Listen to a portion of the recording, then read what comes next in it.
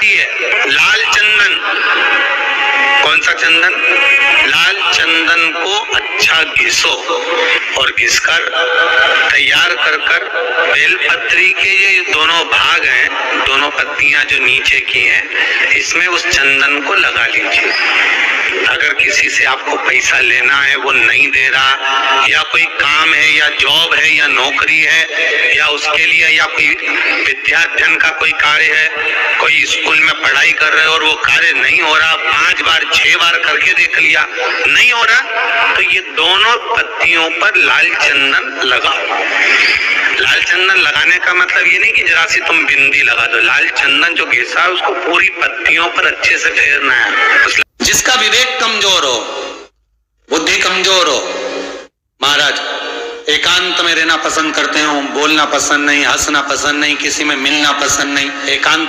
श्री शिवाय नमस्तुभ्यम दोस्तों, हर हर महादेव। दोस्तों इस बार पढ़ने जा रही है सोमवार की प्रदोष, जो कि बहुत ही खास और उपयोगी है। इस बार सोमवार का दिन तो खास होता ही है, भगवान शिव को समर्पित होता है, और प्रदोष का दिन भी शिव को समर्पित है। और पौष माह का महीना बहुत ही सुंदर और पवित्र महीना चल रहा है। इस बार पौष माह की आखिरी प्रदोष सोमवार की प्रदोष पढ़ने जा रही है। तो इस प्रदोष पर अगर पूज्य गुरुदेव की कथा सुन करके समझ करके बहुत सुंदर से 2 उपाय लेकर के आई हूँ। अगर किसी की नौकरी नहीं लग रही है, या नौकरी से जुड़ी हुई समस्याएं चल रही हैं, या पढ़ाई से जुड़ी हुई समस्याएं चल रही हैं, किसी परीक्षा में बैठते हैं और आपकी परीक्षा सफल नहीं हो पाती, या कहीं कोई पढ़ाई में कोई भी दिक्कत आ रही है, कैसी भी परेशानी हो रही है, या सरकारी नौकरी में कोई भी दिक्कत आ रही है, या कोई आपके पैसे खाकर चला गया, वो पैसे नहीं दे रहा है, या फिर आपको कोर्ट कचहरी से जुड़ा हुआ कोई कार्य है, या कोई भी ऐसा अन्य कार्य है, कोई भी विशेष कार्य है जो पूरा नहीं हो रहा है, तो आपको मात्र 1 बेलपत्री से बहुत ही सुंदर उपाय करना है।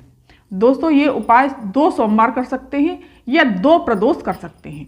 और दूसरा उपाय है दोस्तों, जिन बच्चों की बुद्धि विवेक कमजोर है, और बहुत से बच्चे ऐसे होते हैं जो किसी से बात करना पसंद नहीं करते, एकांत में रहना पसंद करते हैं, किसी से बात नहीं करते, या बहू बेटियां बहुत सी ऐसी होती हैं कि बस अपना पति आया और अपने पति से बस 2 बात कर ली और किसी से कोई बात नहीं करनी, किसी में घुल मिल कर रहते ही नहीं हैं, बस एकांत ही बहुत से लोगों को अच्छा लगता है। ऐसे लोगों के लिए और जिनके बुद्धि विवेक कम है, उनके लिए बहुत ही सुंदर और अचूक उपाय बताया है पूज्य गुरुदेव ने। और पढ़ाई के लिए भी ये उपाय आप कर सकते हैं। तो चलिए जानते हैं कि इस उपाय को हमें किस प्रकार से करना है और कैसे करना है। पहला उपाय, आपको क्या करना है, एक तांबे का कलश लेना है, इसमें जल भरना है आपको अपने घर से, अपनी रसोई से, जिस पन्ने से आप जल पीते हैं। इससे वास्तु दोष खत्म होता है, साथ साथ पितृ दोष समाप्त होता है, और काल सर्प दोष भी दूर होता है। अब दोस्तों 1 बेलपत्री ले लेनी है। दोस्तों इस तरह से कटी फटी बेलपत्री नहीं होनी चाहिए, एकदम साफ सुथरी बेलपत्री होनी चाहिए। भोलेनाथ को खंडित चीज समर्पित नहीं की जाती, चावल भी आखा ही समर्पित किया जाता है। चंदन ले लीजिए, चावल ले लीजिए, रोली, मतलब चंदन, चावल, अबीर, गुलाल जो भी है, घी लेना है आपको, और 1 लाल चंदन लेना है। दोस्तों लाल चंदन लेना है और सीधे पहुंच जाना है। दीपक ले लीजिए, मीठा ले लीजिए, सीधे पहुंच जाना है देवादेव महादेव के शिव मंदिर पहुंच करके उत्तर दिशा की तरफ मुँह करके खड़े हो जाना है।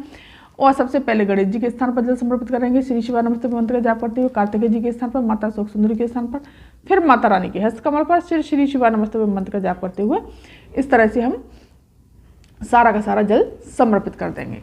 सारा जल समर्पित करने के पश्चात आपको फिर क्या करना है दोस्तों, जो 1 बेलपत्री लेकर के गए हैं, तो आपको ये जो दोनों पत्तियां हैं, इन पर तो आपको लाल चंदन लगाना है। इस तरह से पूरी पत्ती को बिल्कुल रंग देना है, इस तरह से लाल चंदन से। मुठिया वाला लाल चंदन होना चाहिए, ध्यान रखना दोस्तों।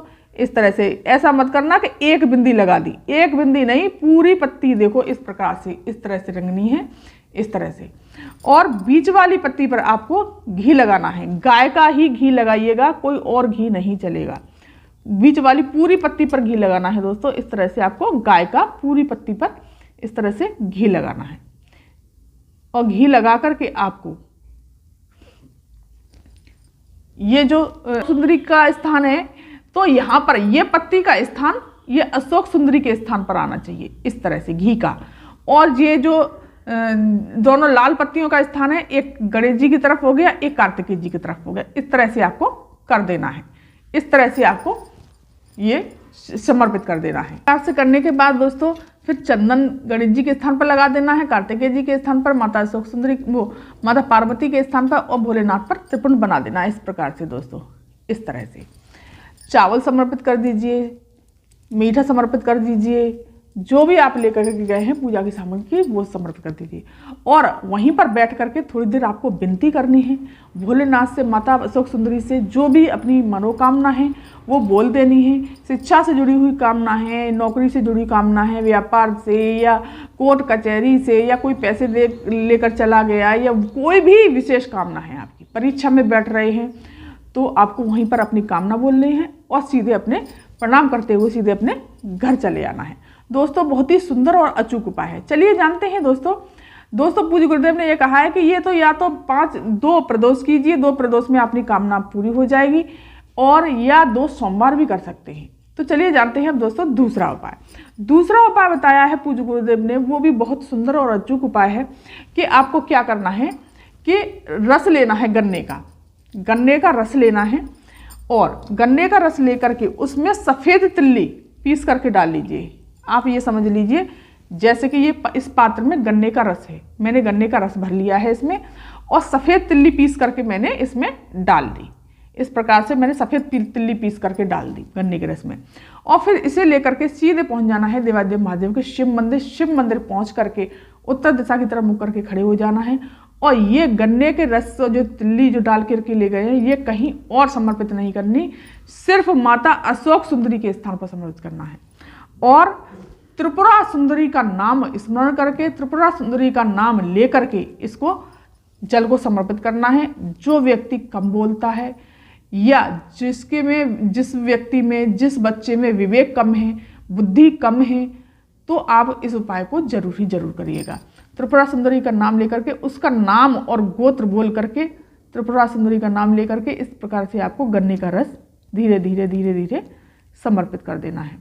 दोस्तों बहुत ही सुंदर और अचूक उपाय बताया है पूज्य गुरुदेव ने। इस उपाय को करने से वो व्यक्ति आपस में घुल मिल जाएगा और आप सभी से बात करने लगेगा। बहुत से बच्चे देखे होंगे आपने, एकांत में बैठे रहते हैं, ना किसी से मतलब है, कोई बात नहीं करते। बहुत सी बहुएं ऐसी होती हैं, बस अपना पति आया उससे बात कर ली और किसी से कोई मतलब ही नहीं। तो इसके लिए बहुत ही सुंदर और अचूक उपाय है, और जो बच्चे मंदबुद्धि होते हैं उनके लिए भी। तो इस प्रकार से आप करिएगा, और फिर यहाँ से चरण से जल लेकर के अपने नैनों से, कंठों से लगा करके सीधे अपने घर चले आएगा। दोस्तों उस व्यक्ति का नाम और गोत्र जरूर बोलना है आपको। तो दोस्तों ये थी जानकारी आज की। अगर ये जानकारी आपको पसंद आई हो तो मेरे चैनल को सब्सक्राइब कीजिए, वीडियो को लाइक कीजिए और कमेंट में श्री शिवाय नमस्तुभ्यम अवश्य लिखिए। धन्यवाद।